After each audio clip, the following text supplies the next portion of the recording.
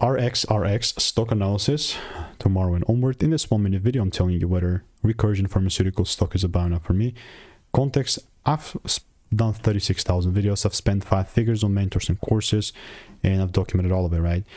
Regarding RXRX, the only, I mean, I've seen what's working for me and what's not regarding trading. So I'm going to share, you know, what I've learned from freaking 6 years, 4 years, and then 5 figures on courses and mentors. But regarding this, it's pulling back down inside my demand and more so a gap, which I genuinely am looking forward to kind of this filling out. Doesn't mean that like I have some sort of targets there, not necessarily, but what I am going to do is just observe the market and just see if I'm going to get my rules met.